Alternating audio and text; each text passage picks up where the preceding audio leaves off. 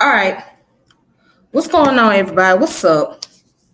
So, good evening to everybody tonight. This your girl Tiffany. I'm here live in effect. And tonight I am going to be talking about an important topic that rarely is discussed, especially within our community, and that is opioid epidemic. So, I brought this up because I constantly hear about this drug. Now, opioid is not really something new. It's been around for a long time, but it's very popular in its usage and it's heard about often in the mainstream, especially within the music, the hip hop culture.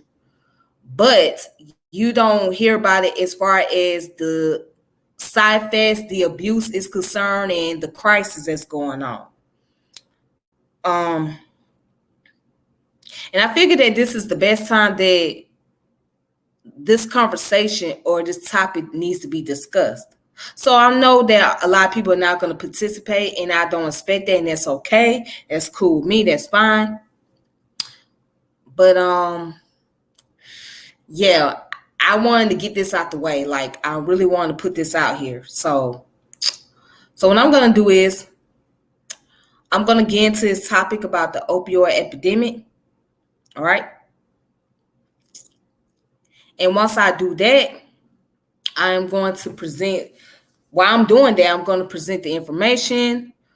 Hopefully, I'll be able to have enough time to present the video and whatnot. But I'm definitely going to get into the definition of it, and the crisis, and the percentage of each racial group that's affected by this epidemic that's taking place. So I'm gonna go ahead and get started. Make sure you like and subscribe and share this channel. Please do that. Hit the like channel. Hit the thumbs up. Once you hit the thumbs up, go ahead and share this video. So let's go ahead and get into it. Let's get into this topic. All right. So what is an opioid? So let's go into what opioid is first and foremost. So opioid are substances that, when reaching opioid receptors, have effects similar to those of morphine. Medically, they are primarily used for pain relief, including anesthesia. Other medical uses include suppression of diarrhea, replacement therapy for opioid use disorder, reversing opioid overdose, suppressing coughing, as well as execution in the United States. Extremely potent opioids such as carfentanil are approved only for veterinary use. Opioids are frequently used non-medically for their euphoric effects or to prevent withdrawal. All right. So then it goes on to talk about the side effects. So the side effects of opioid may include itchiness, sedation, nausea, respiratory depression, constipation, and euphoria. Long-term use can cause tolerance, meaning the increased doses are required to achieve the same effect, and physical dependence, meaning that abruptly discontinuing the drug leads to unpleasant withdrawal symptoms. The euphoria attracts recreational use and frequent escalating recreational use of opioids typically result in addiction. In overdose or concurrent use with other depressant drugs like benzodiazepines or alcohol commonly result in death from respiratory depression. All right. So this is the information that is used in Wikipedia to define the opioids. So far, what we know is that opioid is a substance that is really used for pain relief. It's very similar to morphine. So when you go like get surgeries and things like that, or after surgery, what first they put you on anesthesia, and what the anesthesia does is to numb the pain. So while the doctors is operating on you and doing things or doing any type of surgery, the pain is numb, so you won't be able to feel the pain. You see, you won't be able to feel it, but they're performing. The pain is there, but you're not feeling it. Okay, so that's what the anesthesia does. It controls that. So the opioid, once a person go through the surgery and or the labor, etc., they take those pills to relieve the pain. So that's the main purpose of it. All right. So it's a pain relief. However, people find themselves becoming very addicted to it. So what I'm going to do is I'm going to show another information that's relating to this article. So let's go over here. Oops. What's going on? Oh my. Oh my. Okay.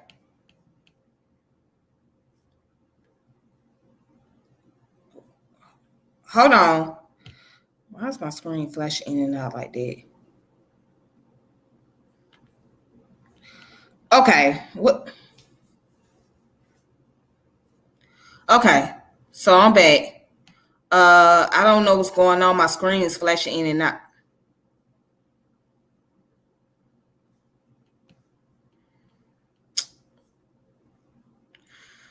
Oh my goodness. Hold on.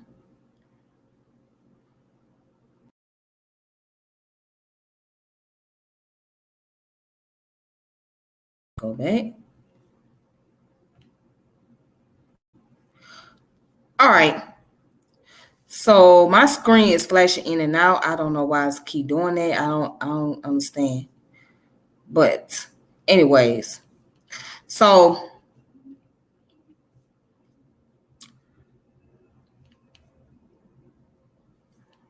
I swear I hate when it does that every time. The internet sucks so bad. So here is an article by a Greeley Tribune, which is in Colorado. Now, this article was done in October the 10th of 2020. So, opioids in America, part one, background of an epidemic. Let's see what this article is talking about. The spread of COVID-19 has affected not only the health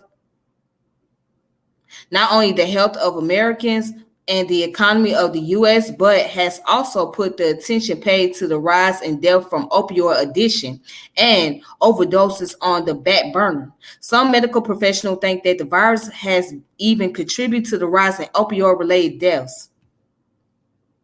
Opioids are a class of drugs used to manage pain that are synthetic and chemically similar to compounds found in opium poppies.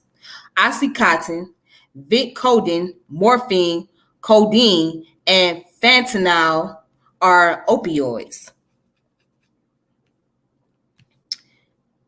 Opiates are drugs derived naturally from the opium poppies. Heroin is the most popular opiate, but can also be synthetically made and fall under the list of opioids. So basically, according to the article, that heroin can be turned into opioids. So people know heroin as this of course it's like a chemical substance where you use the needle to put into the powder, and yeah, you put the needle into the powder and you stick it into your arms and you inject it and it goes into your system. So give me a second.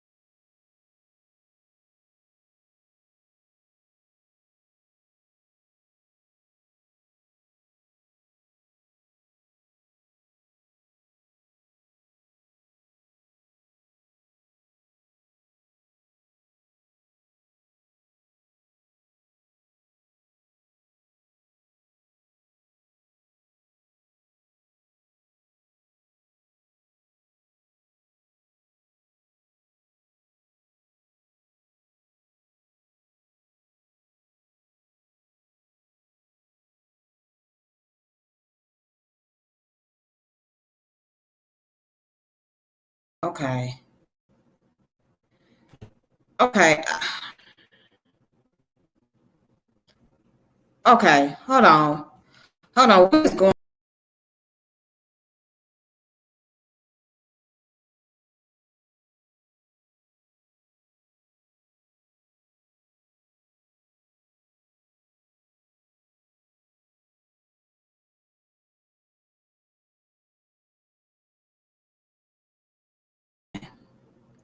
Okay. So I'm back. I don't know what just happened. Like the service is acting up for some strange reason. Oh my god. Okay. I don't want to start over again. So I'm gonna try to go back to where I was at. All right. So let me go back and start where I was reading at. Hopefully it didn't really mess up what I was saying before or what I was reading earlier. So, okay, I'm on a website called greeleytribune.com, and the spread of COVID-19 has affected not only the health of Americans and the economy of the U.S., but has also put the attention paid to the rise in death from opioid addiction and overdoses on the back burner. Some medical professionals think that the virus has even contributed to the rise in opioid-related deaths, right? So opioids are a class of drugs used to manage pain that are synthetic and chemically similar to compounds found in opium poppy, oxycontin, Vicodin, morphine, codeine, and fentanyl are opioids. Opiates are drugs derived naturally from the opium poppies. Heroin is the most popular opiate, but can be synthetically made and fall under the list of opioids. Now, where I left off at, I was talking about how heroin is actually used as a powder where people stick the needle in. They stick the needle through the, put the powder through the needle and then inject it in their arms, and it goes in through their veins in their system. So at one point in time, heroin was the drug that was used as in the IV tubes. So the IV tubes are the bunch of needles that they place in your arm. So when you're laying down in the bed and stuff like that, those little tubes that you see people have on their arms with the band-aids on it, those are IV tubes. All right. And inside those IV tubes, normally they put morphine in there. But at one point in time, it was heroin. Heroin was the drug they were using. Then heroin became so addictive and it got so worse to the patient to where patient became real drowsy and they was passing out, and some of them went, relapse, or they wouldn't come back from it. So they were like, okay, we're gonna have to replace the heroin drugs with the morphine. So that's what the medical industry did. They got rid of the heroin. So heroin is on the streets now and not used in the medical facility. Okay. So it's like the waste drug is the drug that was outdated, left over, pretty much. So now it has become a recreational use. However, it can be synthetically turned into opioids. So, all right. The terms opioid and opiate are often used interchangeably. There's been about a 40% decrease in opioid prescription over the last 5 years or so, and that's a positive thing. Unfortunately, we start to see a rise in death related to illicit opioids like synthetic fentanyl, explained Dr. Paul Cristio. The emotional stresses related to COVID-19, the economic stresses, isolation, loneliness, all of these factors, I think, have led to relapses among those that have the disease of addiction. So again, people are using these opioids for recreational purpose to cope with their pain and their depression, to keep from dealing with emotional stress. That is why people use opioids. All right. And then goes on to say that, and also it increased use of illicit drugs on the part of those that don't have the disease of addiction but are turning to street drugs to cope. Castillo is the director of the Multidisciplinary Pain Fellowship Program at Johns Hopkins Hospital and nationally syndicated Sirius XM radio talk show host for Ace and Gaines. All right. Much like alcohol, cocaine, and crystal meth, opioids alter the mood of the person taking it. All right. They relax and are an escape, Christio said. The drugs go to centers in the brain that are associated with euphoria. That's what opioids can do when they are used or abused. The euphoria that people experience with opioids is hard to overcome, Christio added. Okay. And that's him right here. This is the guy that's being quoted in this article. People who have achieved sobriety from other substances can easily fall into opioid addiction. All right. And it goes on to say that on September 21st, after comedian Dax Shepard released to the public that after 16 years of sobriety, he had relapsed with Vicodin. Shepard was prescribed the painkillers after surgery for 4 broken ribs following a motorcycle accident in August. Like many who are prescribed opioids, Shepard didn't initially feel like taking the prescribed medication would be a problem. During the episode of his podcast, Armchair Expert, Shepard explained that he was taking 830 milligrams pills of the drug every day while hiding his addiction from friends and family. I know that that's an amount that's going to result in a pretty bad withdrawal, he said on the podcast. And I start getting really scared, and I'm starting to feel really lonely, and I just have this enormous secret.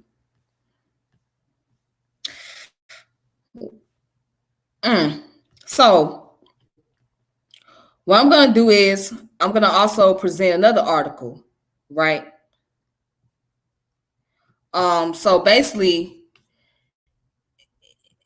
somebody who takes 30 pills a day,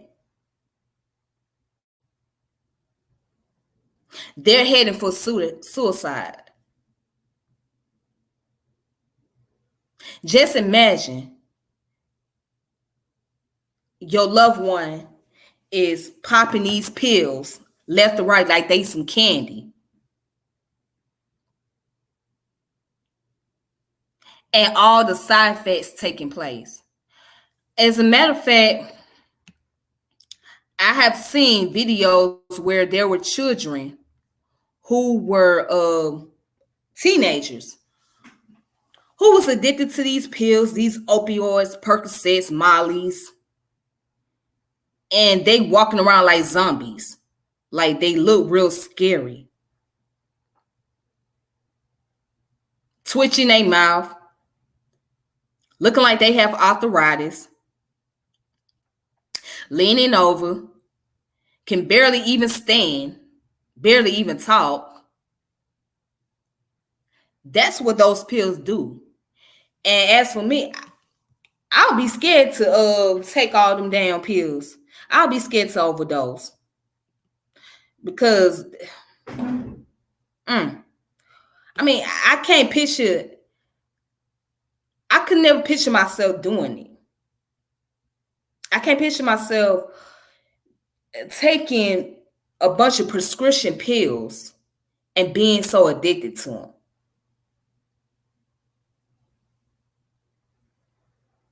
I mean, it's like a lot of people experimenting with so many things, especially young people, and they don't even think about, well, what can it do to me? I mean, it makes me feel good, but what is the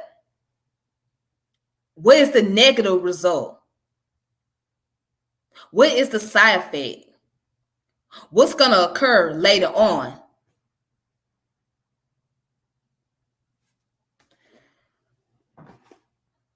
Boy, these pills are dangerous now. Let's look at another article, drugabuse.gov.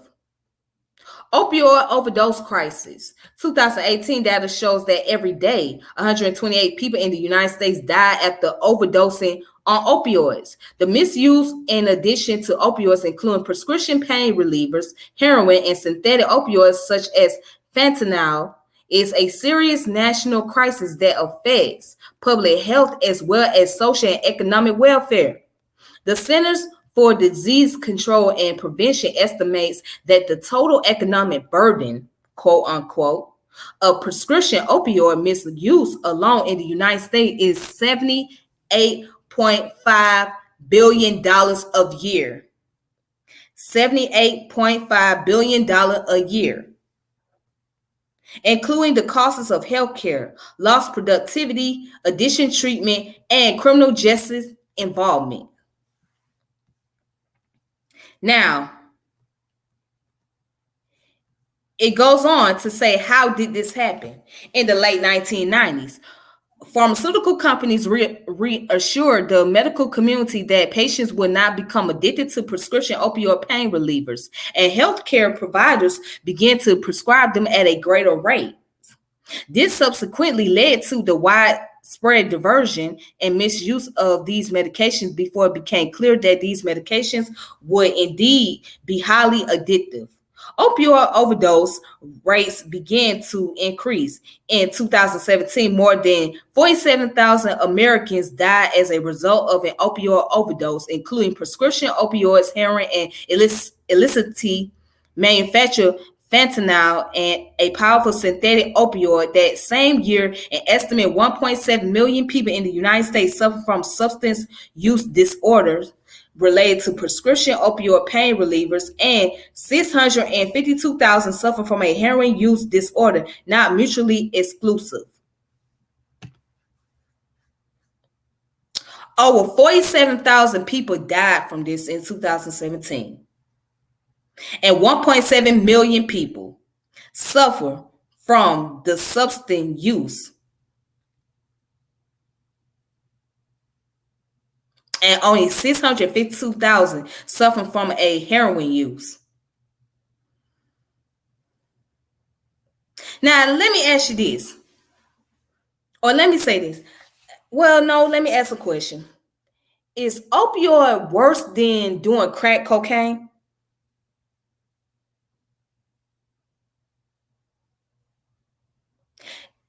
It sounds like it's worse or twice as bad as doing crack cocaine. I mean, to me, they all fall into the same category. But based on the statistics and the articles that I have read so far, it has shown that these pills, especially ones that are synthetic, are twice as worse as crack cocaine.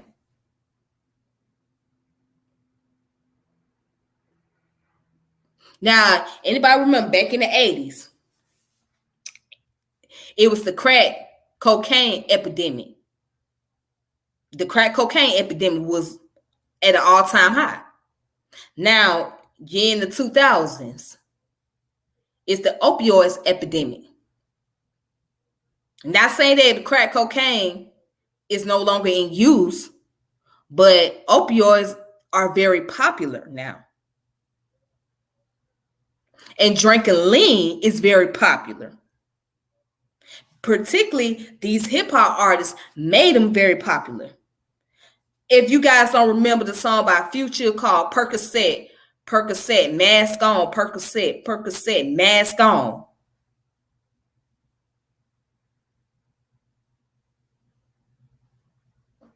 All right.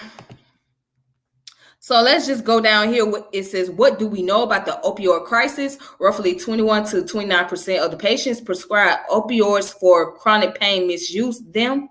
Between 8 to 12% develop an opioid use disorder, and estimate 4 to 6% who misuse prescription opioids transition to heroin.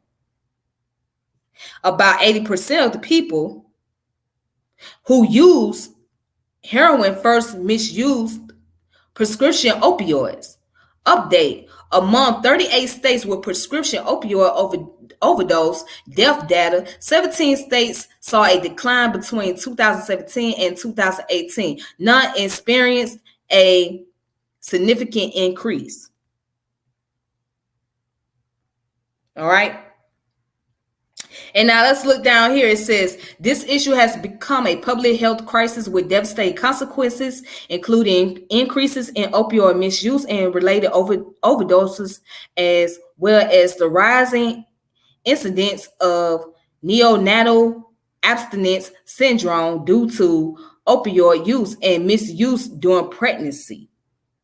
The increase in ingestion drug use has also contributed to the spread of infectious diseases, including HIV and hepatitis C. As seen throughout the history of medicine, science can be an important part of the solution in resolving such a public health crisis. Now, let's look at neonatal abstinence syndrome. What is that? Okay, let's look at that. Okay.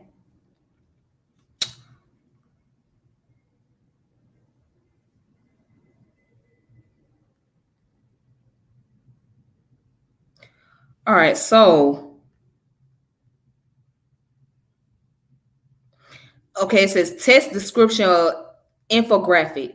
Use of opioids during pregnancy can result in a drug withdrawal syndrome in newborns called neonatal abstinence syndrome or neonatal opioid withdrawal syndrome. A recent analysis of the extent, context, and causes of NAS/NOWS found that incidence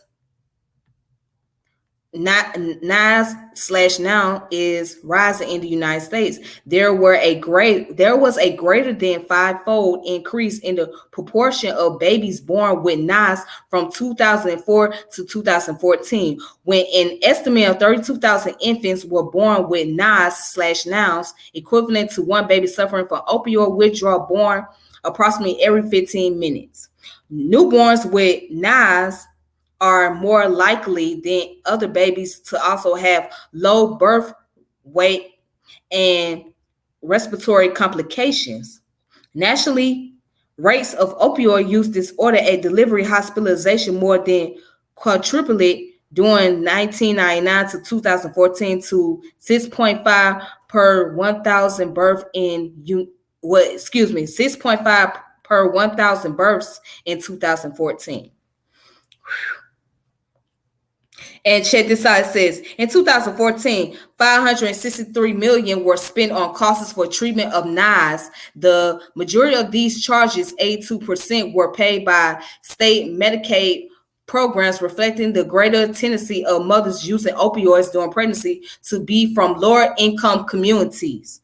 Let me highlight that. Hold on. Shoot. Let me highlight that for a moment. Reflecting the greater tendency of mothers using opioid during pregnancy to be from lower income communities. Does that sound familiar? Let's continue. The rising frequency and causes of drug withdrawal in newborns points to the need for measures to reduce antenatal exposure to opioids.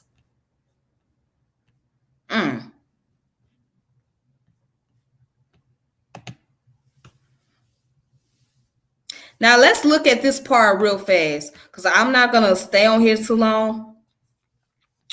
But let's look at the effects of it. The effects of it deals with low birth rate, weight, and respiratory complication. So that means most babies are born premature, or they come out being premature. They don't come out at a certain weight they're supposed to be. And they have complication with breathing.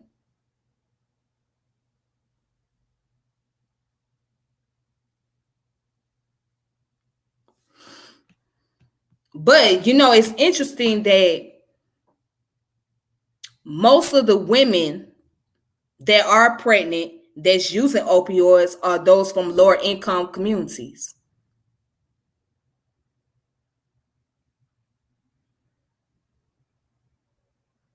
All right, but let me go ahead and put up another source. All right. So I thought this source was very interesting because this goes into the African Americans. Okay. And I found the number to be very astounding. It says the opioid crisis in the Black/African American population, an urgent issue. So let's go down to the part where it talks about the opioids in Black/African American community context. As a matter of fact, let's look at the introduction real quick.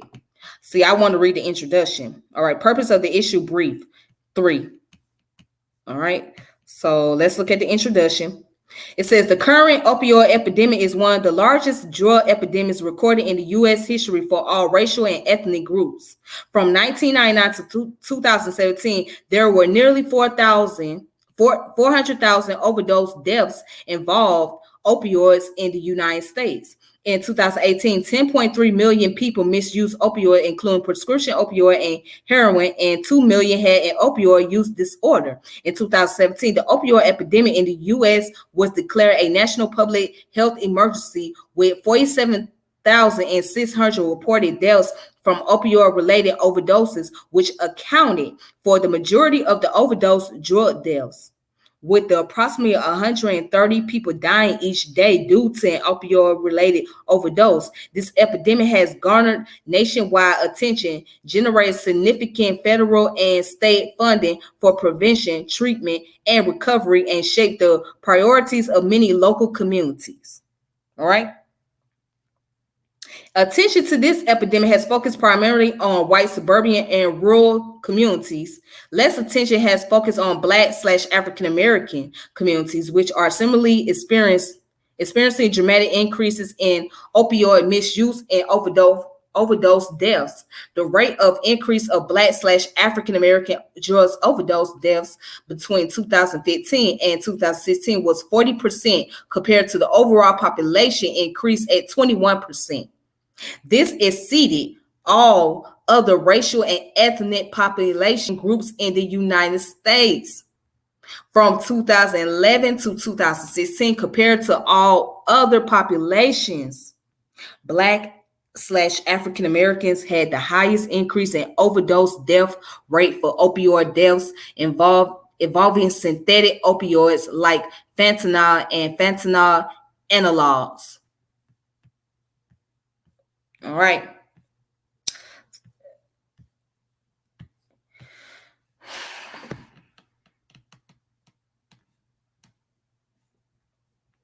Let's look at the data. All right. Let's look at the data. I want to look at the data because, again, I found these numbers to be very shocking. It says opioids in Black Americans community context. All right. So it says, what do the national data show? National and state opioid estimates are from the Substance Abuse and Mental Health Services Administration, National Survey on Drug Use and Health, and the Centers for Disease Control and Prevention, National Vital Statistics System. And the figures and tables below the most recent available data are shown. All right. The opioid misuse rate among non-Hispanic Black is similar to the national population rate, about 4%. In 2018, 1.2 million non-Hispanic Blacks and 10.3 million people nationally aged 12 and older. Age 12 and older were estimated to have had opioid misuse in the past year.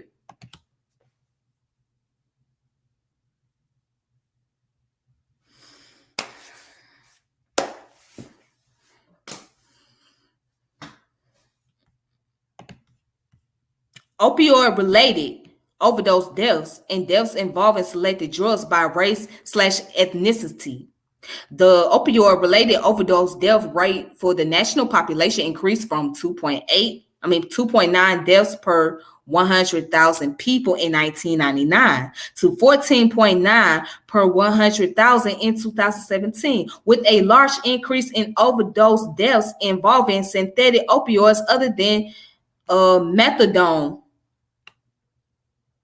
from 2013 to 2017. In 2017, among non-Hispanic Black, the opioid-related overdose death rate was 12.9 deaths per 100,000 people. It was the third highest opioid-related overdose death rate compared to other race/ethnicities. And I'm just gonna, you know what? Let me skip this. It says synthetic opioids are affecting opioid deaths rate among non-Hispanic Blacks more severely than any other population. In 2017, non-Hispanic Blacks had the highest percentage of opioid-related overdose deaths and total drug deaths attributed to synthetic opioids when compared to other races and the national population. Let me go down here. Let me look at the numbers. Number and age adjusted rates of drug overdose deaths involving selected drugs by race, United States 2017. All right, so drugs overdose deaths overall. White people make up 53,516, 27.5. Non-Hispanic Blacks make up 8,832, and that's 20.6. Non-Hispanic Asian Pacific Islander 756 and that's 3.5. Non-Hispanic American Indian Alaska 672, 25.7. Let's see, Hispanics make up 5,988, which is 10.6. But the highest is amongst whites and Blacks. Okay. Now they say natural and semi-synthetic opioids, 1,247, 2.9 at the rate. Synthetic opioids other than methadone, okay, 3,832 deaths. Prescription opioids, 1,508. Heroin, 2,140.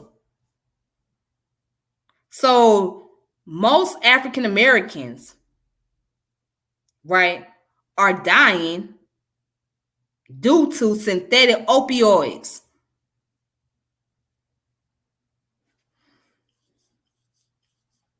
And these are the drugs that could be found on the streets. They call them fake opioids. But they have the same effect as the original ones.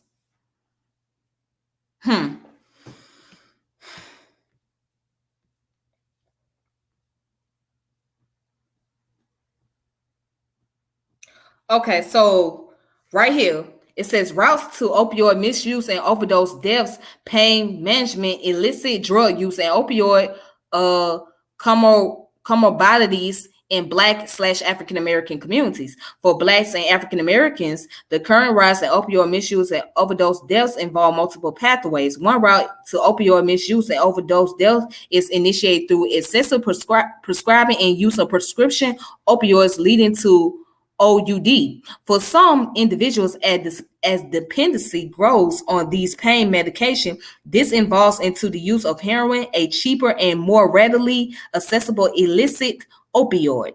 Yet another pathway is initiated through the use of illicit drugs, heroin and cocaine, which has a history in low-income Black/African American community dated back to the drug epidemics of the 1960s and 1970s. What is particularly dangerous now is that these street drugs are increasingly laced with fentanyl and fentanyl analogs, leading to more opioid-related overdose deaths.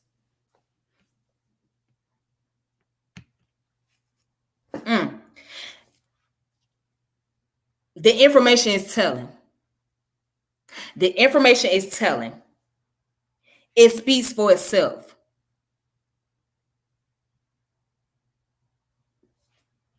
Now, if you want to look at this information, you can just go to the opioid crisis and the Black/African American population urgent issues. Okay. Let's see. Does it say what year it was written? It was written in 2020, this year. Yep. So you can find out more. You can just look it up for yourself.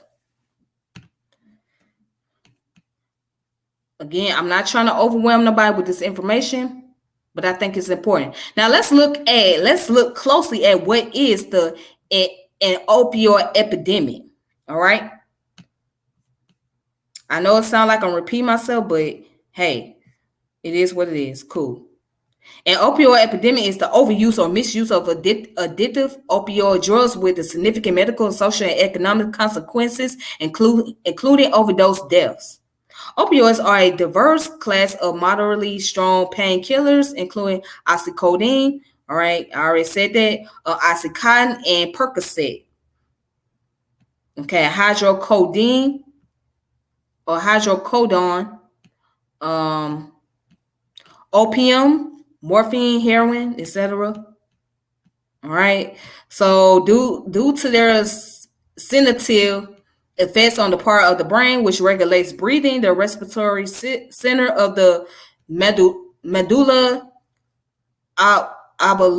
oblongata, opioids in high doses present the potential for respiratory depression and may cause respiratory failure and deaths. All right. So, of course, we get down to the United States, etc. I already read the information about that, all that.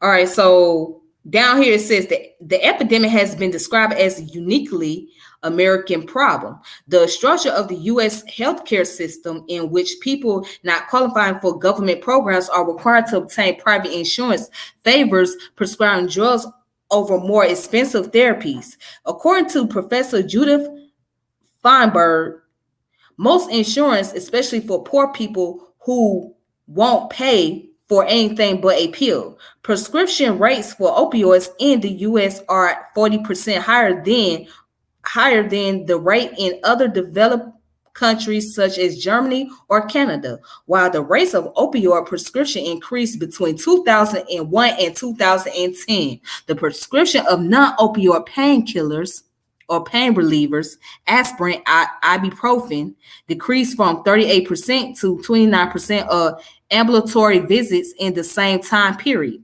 And there has been no change in the amount of pain reported in the U.S. This has led to differing medical options, with some noting that there is little evidence that opioids are effective for chronic pain not caused by cancer.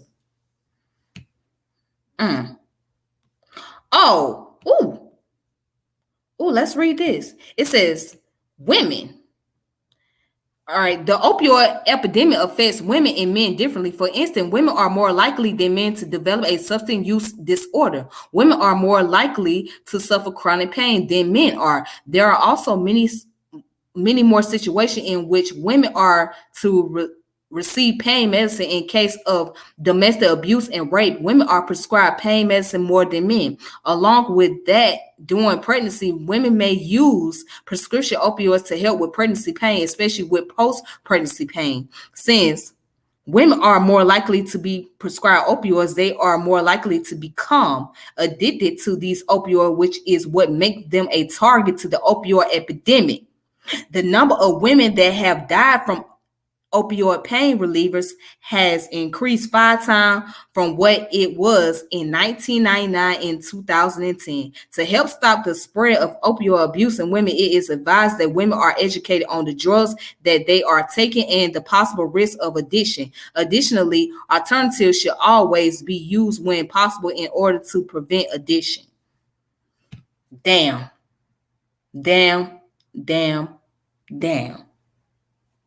Now let's look down here at the adolescents.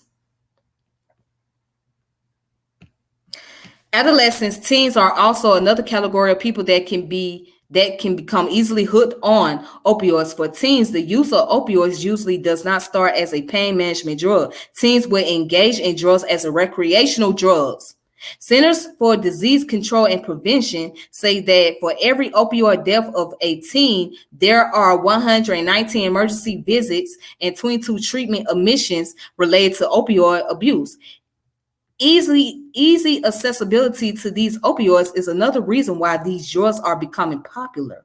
If family members are taking opioids for pain or have taken them in the past and did not dispose of them correctly, mean they didn't throw them away like they supposed to, it can make it easy for adolescents to get their hands on them. Education on opioid use and opioid disorder is important to keep children away from these drugs. Not only are youth at heightened risk of developing opioids addiction, but treating opioid use disorder in this population is also more difficult than it is for older individuals. A systematic review of the epidemiology literature has found that adolescents and young adults consistently have shorter retention times in medication treatments for opioid use disorder than do older adults. And that's the case. And this is what's happening right now. This what concerns me. A bunch of young teenagers are getting hooked on this shit, and they don't know what the hell the damn pills is really for. They just know that, hey, well, this peer pressure. Maybe I should try it. Maybe because I see all my friends doing it, so maybe I should just go ahead and take it and see how it's gonna affect me. And they feel like, oh, they getting that high. It makes them feel good. It makes them feel calm. It makes them feel relaxed, whatever, right? But then there's the side effect. They looking like zombies. They can barely even talk. They can barely even stand. Their eyes roll to the back of their head.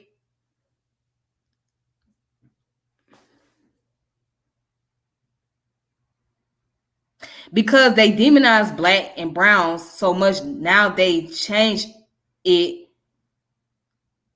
Take board. Well, no, it's not just blacks and brown people. It's affecting a lot of people. Now, the number is much higher in white people because they're the main ones that's getting addicted to this. But the number is also higher for African Americans. At this, it's the second highest death. That's a leading cause of death in the African American community. So, with that being said, right? With that being said, you got more teenagers or more young people that's getting hooked on this drug because they're using it for recreational purpose. They're using it because they see their friends doing it and they're under peer pressure. And they figure, well, maybe if they doing this too, I could do it too, because they want to fit into the crowd. And they're not knowing what the side effects is. They're not knowing what it can do to them, the long-term effect. So it's a major crisis in the United States. It's not just dealing with just black and brown people. It's dealing with all races of people. However, black and brown people happen to be a victim of it, right? And it's the second leading cause of death in our community. But it's the number one leading cause of death in the white community.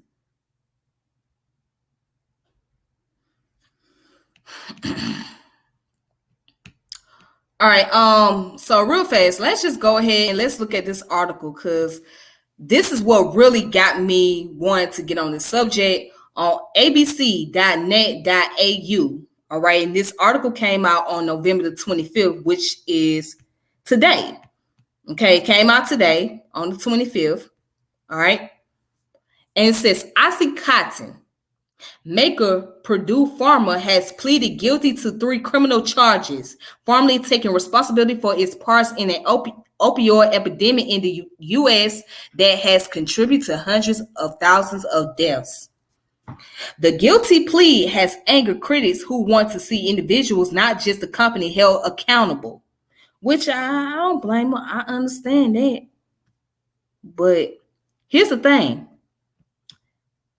It's hard to hold individuals accountable when it was so many of them that was in operation of producing these drugs. So you can't just hold one person accountable or a few accountable. So it's like the whole entire company has to take ownership for it because you have so many people in the departments that's working on producing these drugs and putting them on the market, etc.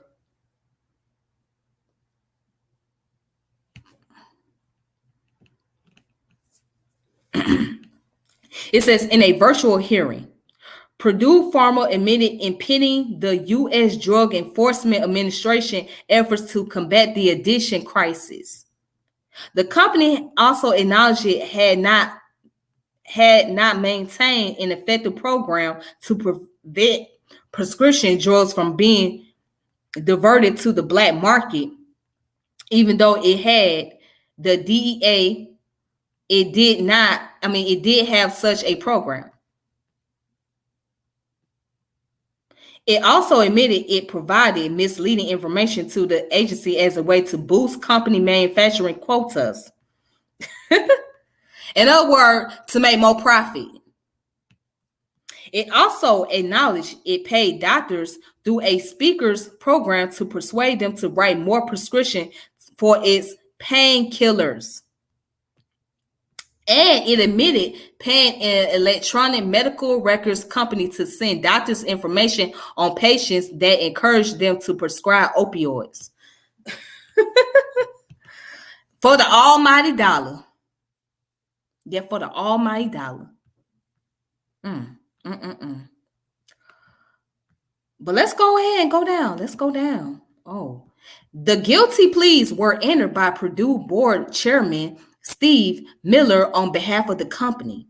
They were part of a criminal and civil settlement announced last month between the pharmaceutical company and the Justice Department. The deal includes US $8.3 billion, right? 11.3 billion in penalties and forfeiture. But the company is on the hook for a direct payment to the US government of only a fraction of that. All right. The United States dollar $225 million. It will pay the smaller amount as long as its executive, as long as it executes a settlement moving through federal bankruptcy court with state and local governments and other entities suing it over the toll of the opioid epidemic. Oh boy, now check this out. Billionaire Slacker family dodges criminal charges. Members of the wealthy Slacker family who own the company have also agreed to pay $225 million to the U.S. government to settle civil claims. Says no criminal charges has been filed against family members, although their deal leaves open the possibility of that in the future. Having our plea accepted in federal court and taking responsibility for past misconduct is an essential step to preserve billions of dollars of value for the settlement it is proceeding through bankruptcy court, the company said in a statement. Purdue's plea to federal crimes provide only minor comfort for advocates who want to see harsher penalties for the OxyContin maker and its owners. The ongoing drug overdose crisis, which appears to be worsened during the coronavirus pandemic, has contributed to the deaths of more than 470,000 Americans over the past 2 decades, most of those from opioids, both legal and illicit. And illicit means illegal. So both legal and illicit. All right. So obviously this company,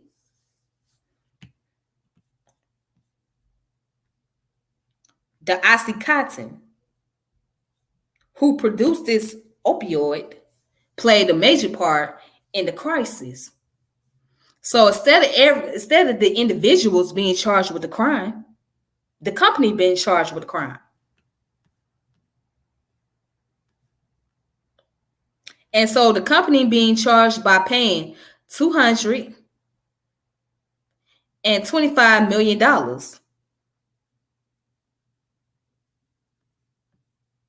in a civil suit.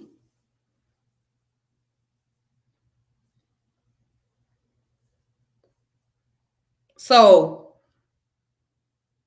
they only thing they gotta do is here, you pay a major fine. You pay this fine off for the mistakes that you have caused. And they doing that because they don't want any individuals to be accounted for the crisis that's taking place and to be locked up. So this is what you call, ladies and gentlemen, the white collar crime. This is the white collar crime. Meaning that a company that makes billions and billions and billions of dollars, individuals won't be charged with it. But the company itself is going to be charged with the crime. And they got to pay a large amount of money. That's all they got to do. And that happened with many companies, especially companies that made billions of dollars off of products, right? They only been hit with fines.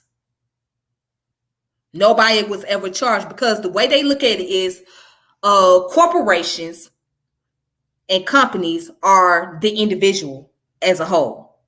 So it's not like separate groups of persons or human beings. They look at the company as the individual in itself.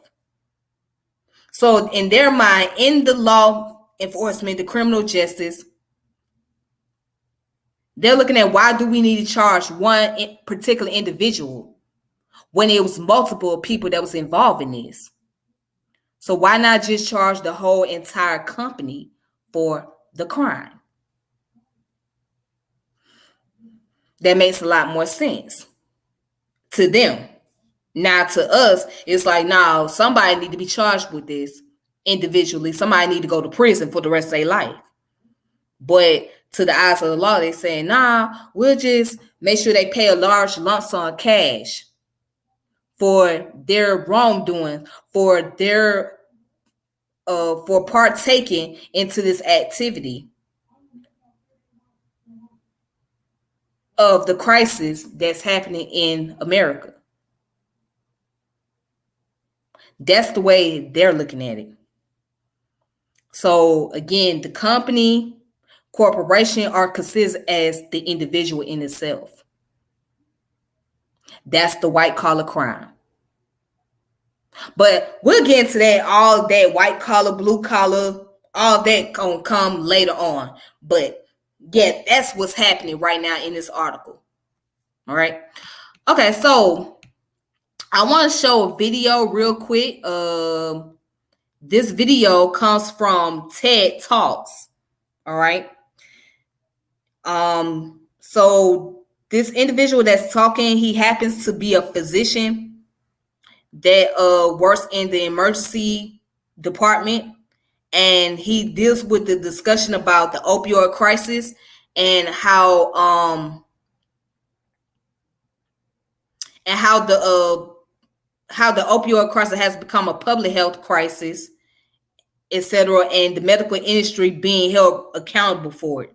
So this guy goes by the name of Dr. Chris Johnson, and he did this talk back in 2018. So, well, the video was posted in 2018, but I'm going to go ahead and play the video. All right.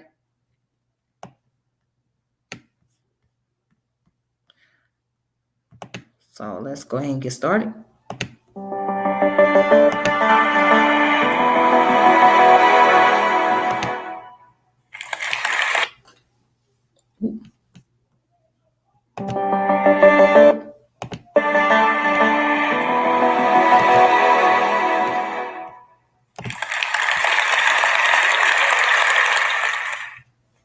My name is Chris Johnson, and I'm an emergency physician. I'm going to talk today about the opioid epidemic. I have been involved in fighting this epidemic and crisis and watched it evolve from our physician for the last and unlike other talks or other presentations you might have heard about this epidemic, I want to talk to you about how it happened and why it happened. I'm going to tell you right now, it was not an accident. No one should leave this lecture wondering, oh, I guess no one saw that coming. People saw it coming. And I'm going to talk to you about how that happened. And I'm going to begin with an apology. On the behalf of the medical industry, we failed you. Those of us in charge of looking out for your health and safety failed you. And I'm going to detail that failure in the next 17 minutes. My background, I'm originally from Virginia, and I moved to Minnesota to train emergency medicine at Hennepin County Medical Center. And I trained there from 2000 to 2003, and that was my introduction to the problem of substance use. And I'll be honest, when you train and work in a county hospital, you can be a little dismissive of it, because in a county hospital population, you see lots of social pathology, broken families, lack of opportunities and education, and you kind of think, well, substance use goes along with that. But then in 2003, I graduated from residency and I began practicing at this hospital in St. Louis Park, and I was seeing the same thing. I couldn't go to shift without seeing a patient coming in with masturbation, possibly an overdose on high doses of opioids they were taking every day. This is why I began of hopefully come up with some solutions. So the problem, what are opioids? Why are we talking about them? Well, a little history. The use of opioids in pain was written civilization. The Greeks, the Syrians, the Persians all documented use of this medicinal plant for the use and treatment of pain. And the traditional method of getting morphine was this. This is the seed pod of the opium poppy, Papaver somniferum. And the way you collected that medicine was you made a slice in it and collected this milky substance which contains morphine. Now, the reason it's called somniferum actually goes back to Roman mythology. Somnus was the god of sleep. And so when we give patients or you've seen someone receive these drugs, they become tired or sleepy, they are somnolent. And as we all remember, Somnus first appeared in our literature with Ovid's Metamorphoses, which was the Latin epic poem detailing of the history of the world up until Julius Caesar in 15 volumes. I thought the first 9 volumes flew by the way. But like the last 6, to get to the Rubicon, you got an army. And actually morphine comes to us from mythology as well. Morpheus was the Greek god of dreams. And opioids help treat pain in 2 basic ways. One is that they actually block the strength of the pain nerve signal from the periphery to your spinal cord. And so that inhibits the experience of pain. But the more important one for our purposes is this. Opioids make you feel good. And by altering your mood, they alter your perception of pain. Pain is an emotional experience, sort of like all life is. And opioids is they increase your mood by increasing dopamine in your reward center. And this is a simplified version, but this is your brain, your reward center for opioids, and you have a little steady stream of dopamine in your reward center, and your brain feels, meh, I'm okay. And then what happens with opioids, heroin, morphine, whatever, is that you have this flood of dopamine, and you think, my God, that was awesome.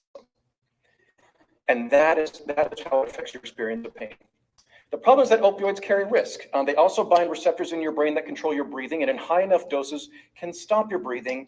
And once you stop breathing, you've got a few minutes to restore oxygen to your brain or heart, or you die thereafter of asphyxiation or cardiac arrest. So what's the problem? The problem is that the United States has 4.5% of the world's population, but we consume 30% of the world's opioid pain relievers. That sounds crazy.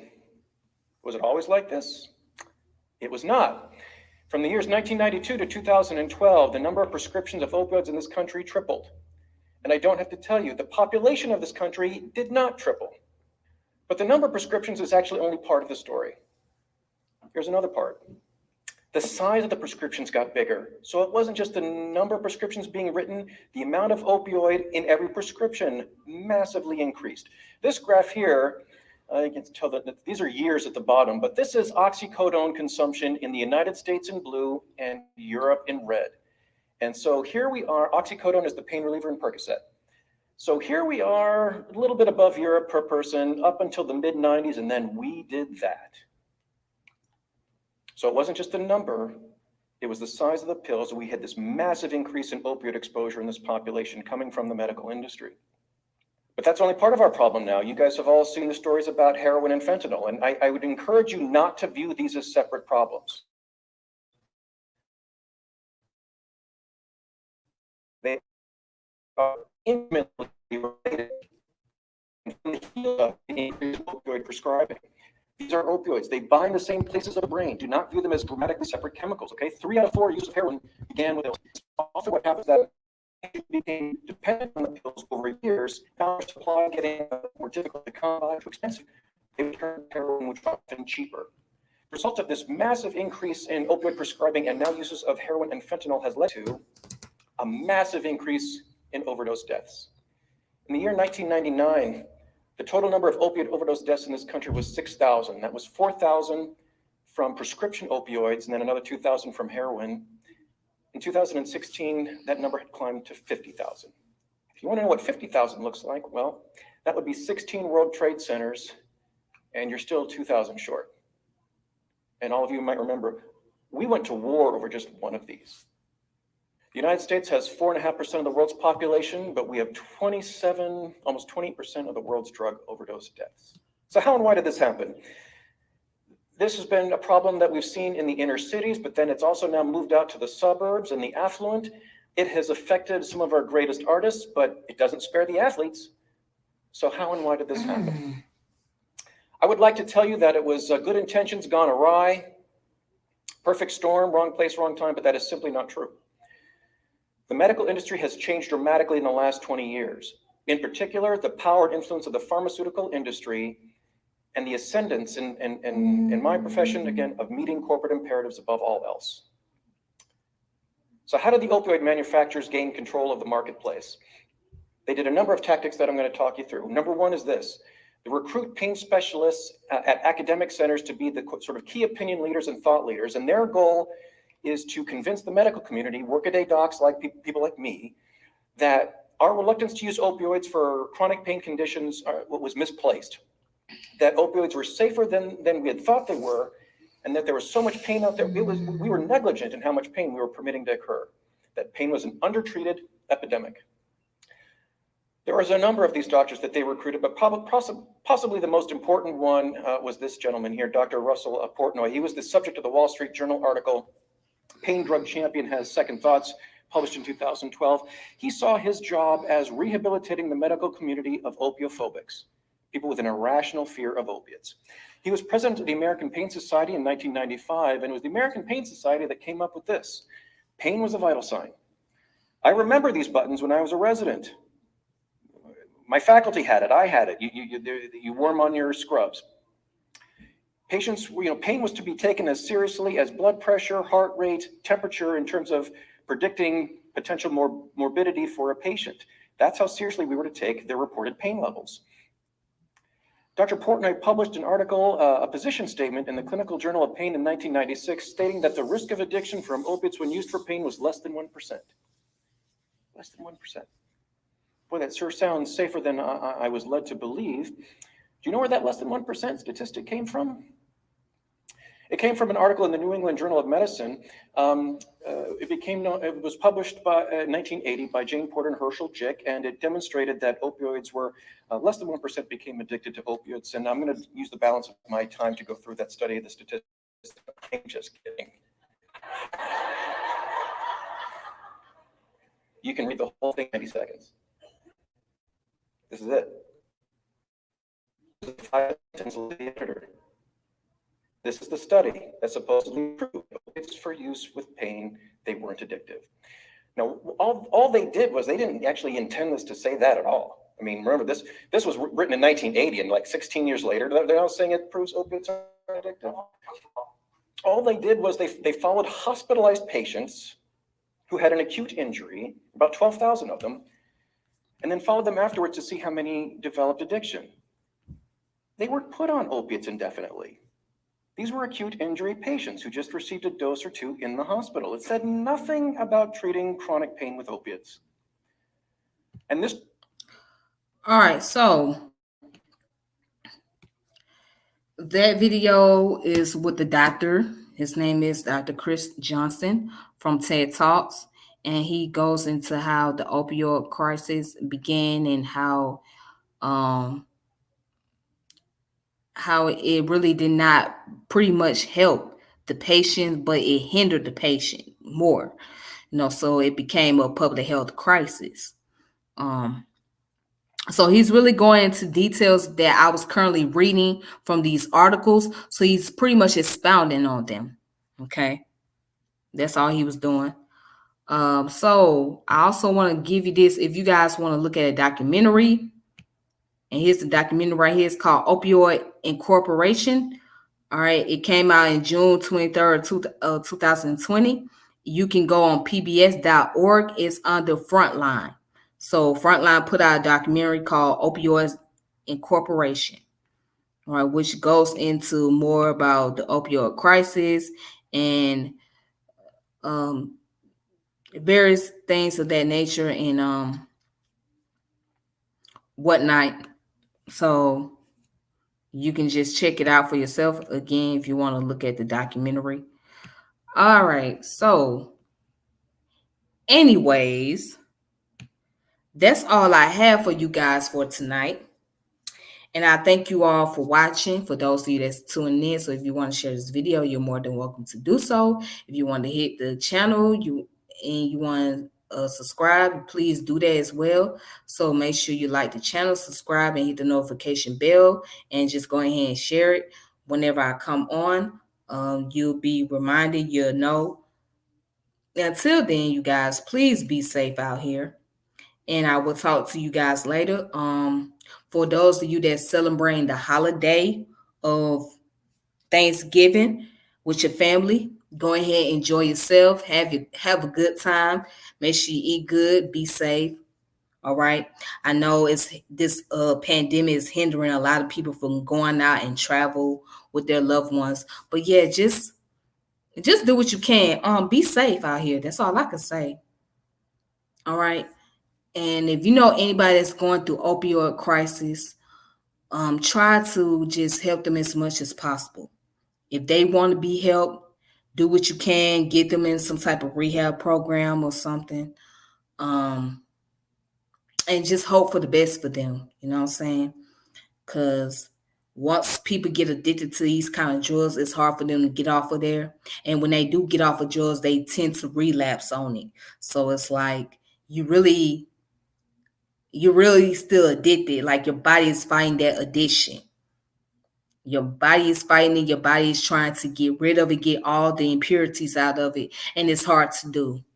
It's really hard. And it's like that with any drugs, not just with opioids, but with crack cocaine, heroin, codeine, whatever. People are trying to fight those addictions. They're like, it's something very serious.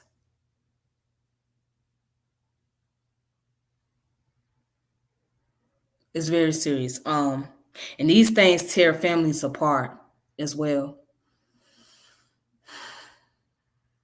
It destroys the family dynamics, especially when you looking at the low income community. As you can see, our community has been overtaken mostly by drugs. And I hate to admit that, but that's just the reality. It has been overtaken by drugs. Like drugs has become the main product in our community. All right. But anyways, you guys, that's all I wanted to say. And I want to thank you all for tuning in. So please, like I said, be safe out there. Make sure you eat good. Enjoy your family while they're here. And that's that. All right. So until next time, take it easy on yourself. Peace and power and elevation be to you all. And I will reconnect with you all later. All right. All right, then. Thank you.